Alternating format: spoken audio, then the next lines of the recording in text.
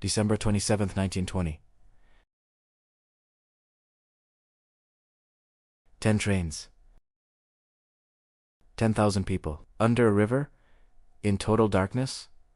And then, the walls began to glow blue. What happened in that tunnel in New York was so terrifying that almost no one talks about it today. Not because it wasn't real. It was 100% real.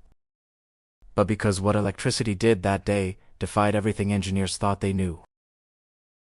And one man had to make an impossible choice. Die electrocuted, or let 10,000 people die in his place. This is the story of the day progress showed its claws. And you're going to discover why this incident was deliberately forgotten. But first, don't forget to like and subscribe to the channel. The city of New York pulsed at a speed the world had never seen.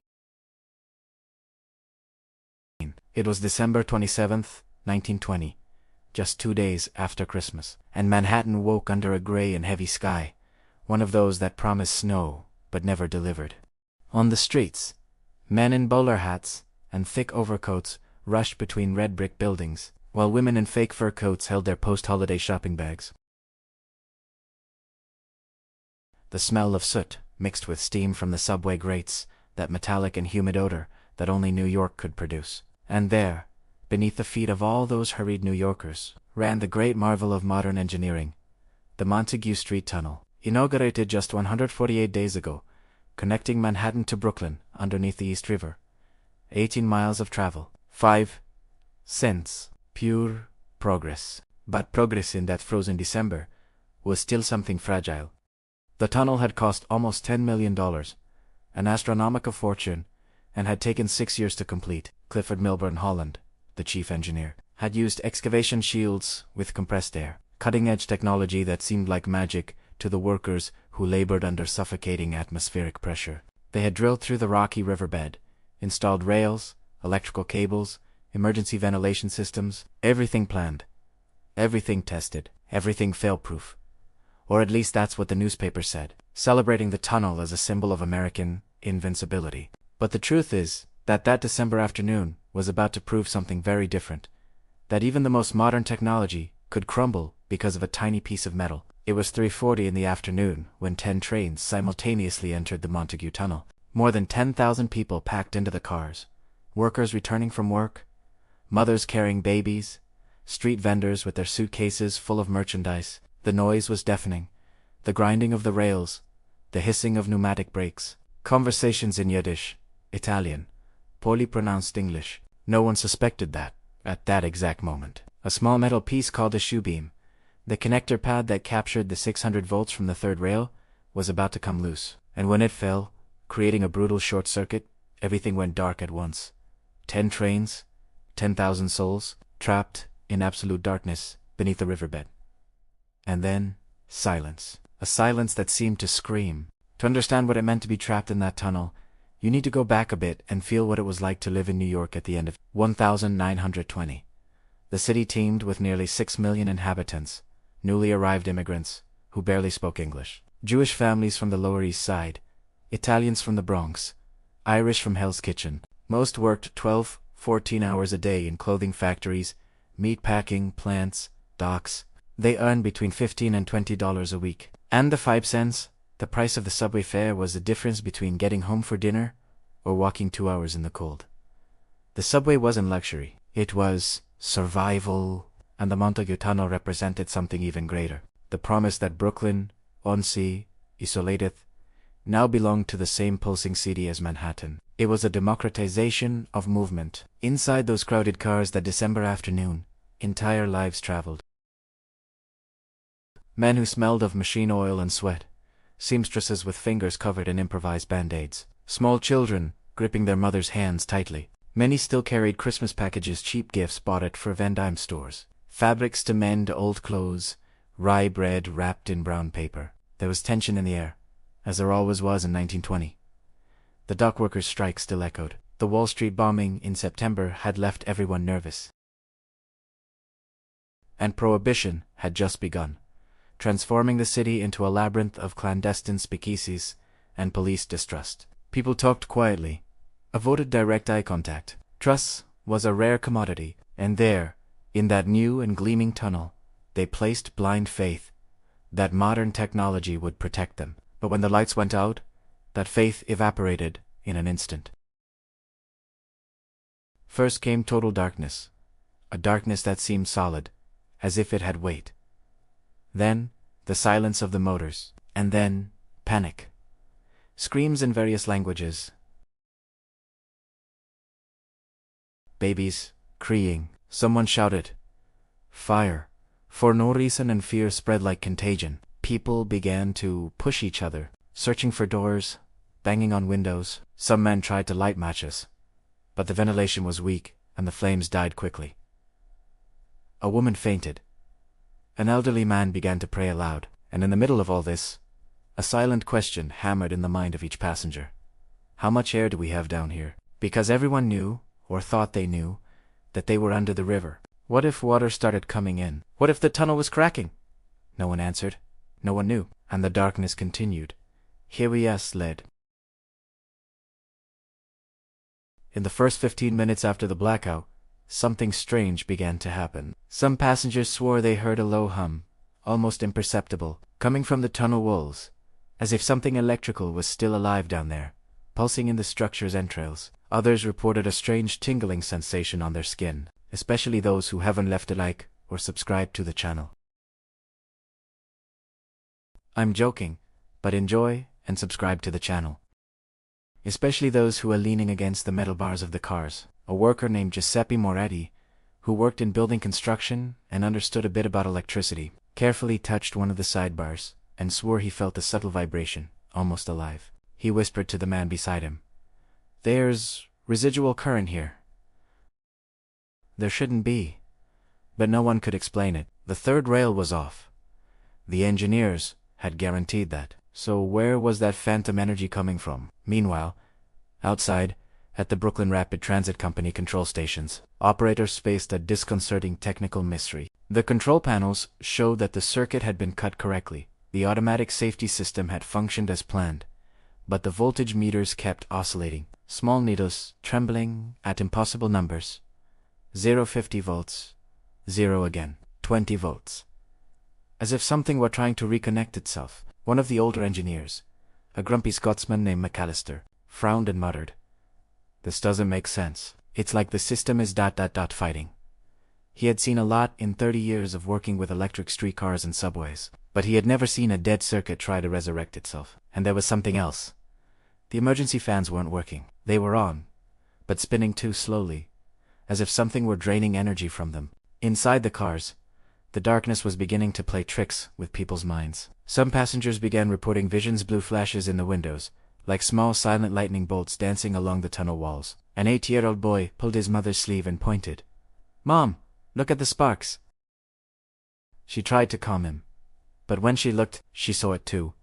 Small blue sparks running along the rails, appearing and disappearing in fractions of a second. Others saw shadows moving outside the cars, but they couldn't be people, because there wasn't enough light to cast shadows. Giuseppe Moretti, still touching the metal bar, felt a tingling increase. And then, suddenly, a dry crack echoed through the entire tunnel, followed by an acrid smell of burned ozone. The emergency lights flickered for a second. Just 1 second, revealing something no one should have seen. Thin smoke rising from the third rail. And then the darkness returned, thicker than before. And everyone wondered, what was happening down there that the engineers hadn't anticipated? What no one knew, neither the trapped passengers nor the panicked engineers at the control stations, was that the Montague Tunnel had been built with experimental technology that was still being tested in 1920. During excavation under the East River, engineers had installed a double electrical grounding system, designed to dissipate any voltage overload directly into the river's salt water. It was a brilliant solution in theory. If something went wrong, the current would be absorbed by the river, protecting passengers. But there was a problem no one had anticipated. The salt water of the East River, combined with metallic minerals in the drilled rock bed, created an extremely efficient natural conductor. And when the shoe beam fell and caused the short circuit, it didn't just shut down the system, it created an electromagnetic feedback loop between the rails, the water, and the rock. Giuseppe Moretti, the Italian worker who felt the tingling, was right. There was residual current, But it was undead current. It was current circulating, in chaotic patterns through pathways the engineers had never mapped. The electricity was moving through the damp concrete walls, through the metal reinforcements, through the abandoned rails themselves. And worse, it was accumulating. McAllister, the Scottish engineer, finally realized when he looked at the meters again. Those 50 volts that appeared and disappeared weren't random fluctuations. They were pulses, like a beating heart. "My God," he whispered. "It's building a capacitive charge." The entire tunnel was transforming into a giant battery, storing electrical energy in the very structures that should be insulating. And if that charge reached a critical point, it could discharge all at once through the metal cars full of people. Meanwhile, in the trapped trains, people were beginning to feel physical effects: sudden headaches, nausea. Some reported seeing spots of light, even with their eyes closed.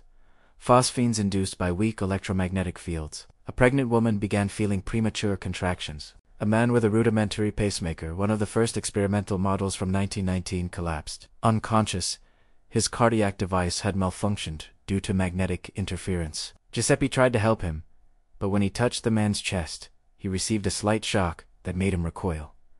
"Don't touch the metal bars," he shouted.